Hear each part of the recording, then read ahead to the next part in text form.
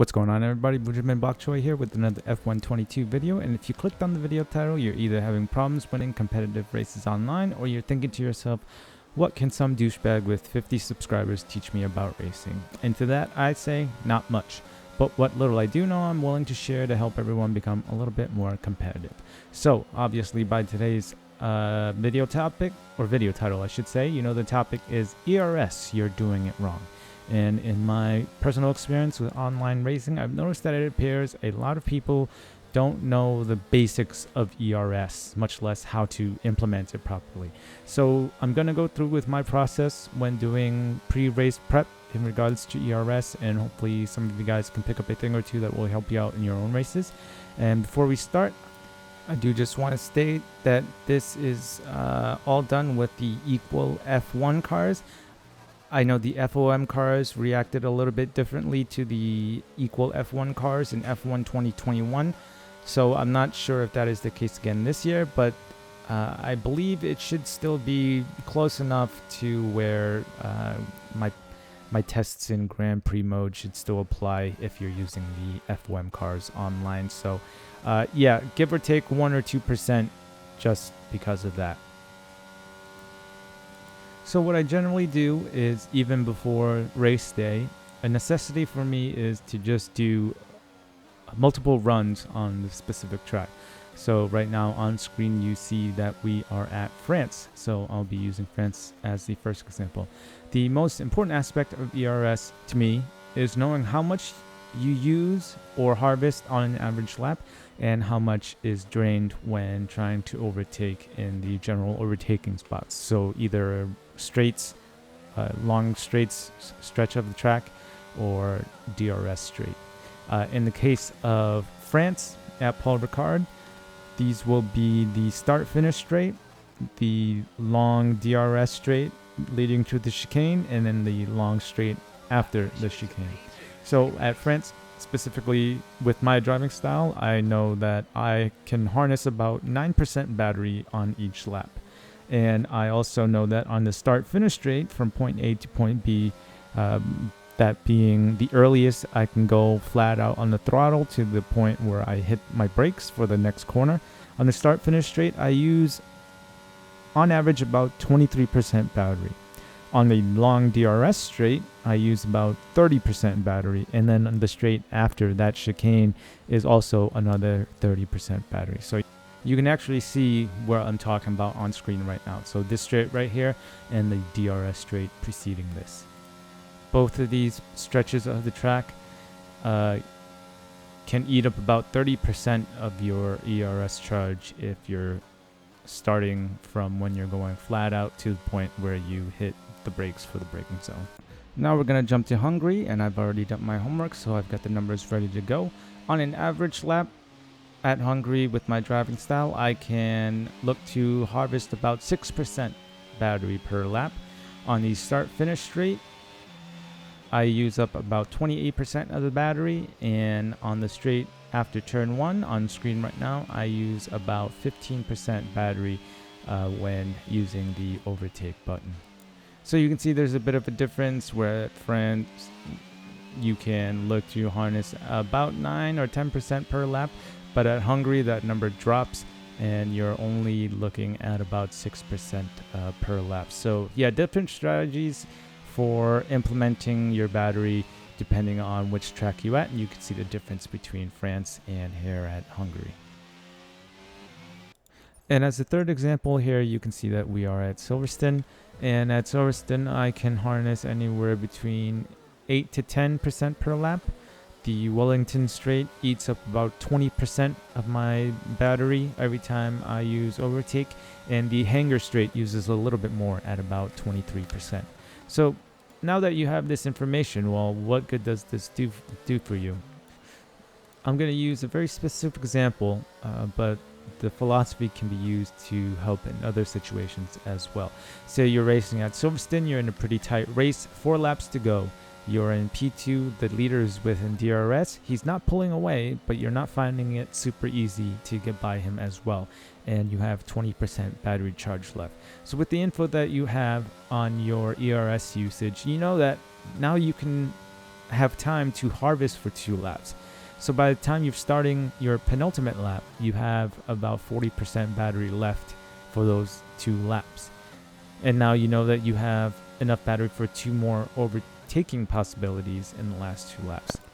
So if you decide to make an overtake attempt on the penultimate lap, if you succeed, you now have enough battery to mount a defense on the final lap. If you fail, at the very least, you now know that you have enough battery to mount 1 more attack, plus the whatever you harnessed in the lap preceding it. You have some flexibility in your strategy. 1 attack in each of the final laps, or 2 attacks in the final lap. Some of the more novice drivers that I see, they'll notice 4 laps left, 20% battery, and they'll panic. They'll just start to spam overtake at terrible spots on track where overtaking isn't even possible. In the process, they're wasting their battery, and then they have nothing to attack with in the final few laps. So on the off chance that they do overtake, now they have nothing to defend with. And you guys are out there. I see you all the time, flashing red lights for the last 4 laps. I see you guys out there. So don't pretend like this doesn't happen. So yeah, with this basic knowledge, you're in a better position and less likely to panic in this situation, since you kind of already know what the car is going to do and how much ERS charge you're going to have left in those last few laps. So the reason why I put a track like Hungary up is to kind of compare it to a track like Silverstone. To regain 20% battery charge, you're going to take about 3 or 4 laps at Hungary, whereas at Silverstone, it's only going to take about 2 laps. So you can also use this information to strategize during the race as well.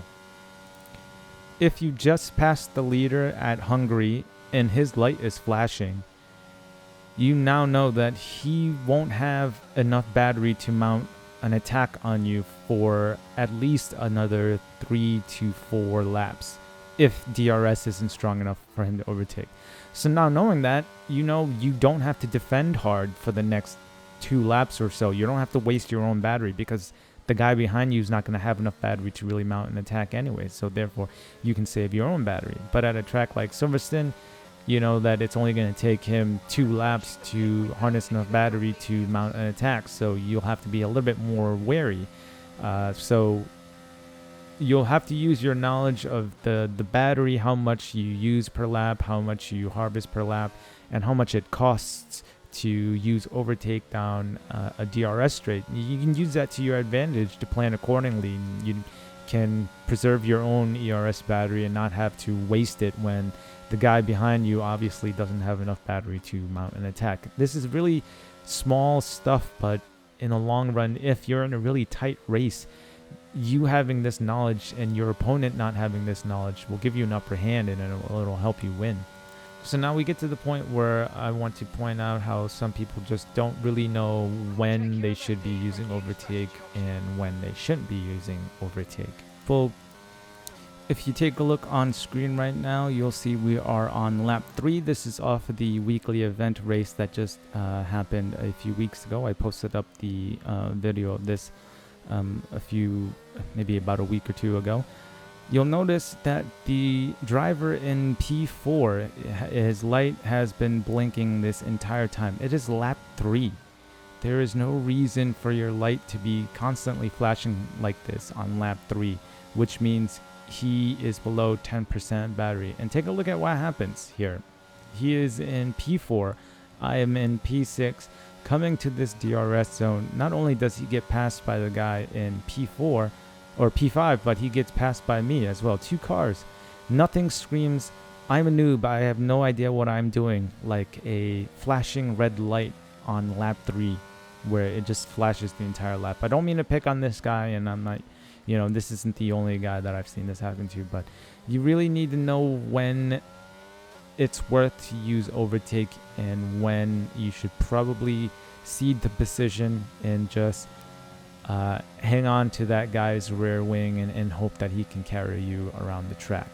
So not only does he get passed by 2 cars, but now he's got no battery left. So if RC Tattoos in P7 ends up catching him at the end of this lap, he's not going to have enough time to harness battery and defend, so he's going to get passed by another car, 1 more car. He'll drop down to P7 there, all because he wasted his battery before lap 3 even ended. So my point here is you need to know when the driver behind is just too quick, and it's better for your race to just let him go and save your battery to defend against the next few cars who you might actually be able to hold the position against. Otherwise, you're just going to be an easy overtake for anyone and everyone who comes up behind you afterwards. There are other aspects to ERS management, but these are the ones that I mainly focus on when preparing for a race or reacting to other drivers in a race. There is some info out there that's been repeated by esports drivers and other fast YouTubers that say ERS charge under 10% is not as strong as a higher battery charge. Nothing I've seen personally seems to validate this statement, but then again, my driving isn't as consistent lap to lap as most of them, so any minor inconsistencies in my lap to lap driving may cover up this detail. In any case, defer to the esports guys. They know way more than I do. So because of that, as a general rule, I never let my own battery drop below 10% if I can help it. And while we are on the final lap topic, I also advise to always keep some extra battery until the end of the race. If you're in the lead, keep some battery charge in case you make a mistake and you go off track. With aging tires, there's possibility of this happening, and you never know when having a little bit of battery charge may just help you recover from the mistake and keep the lead. On the flip side, if you are in P2, you never know when the guy in front will make a mistake, and having a bit of battery can help you leapfrog them in that instant. So when in doubt, always try to keep as much battery charge as possible so you can have something when you least expect to need it. So there we have it. This may be common sense for some of you, but you'd be surprised at how many people have flashing lights by lap 3 like we've seen in this video, or no battery to defend when there's still like 5 laps left to go.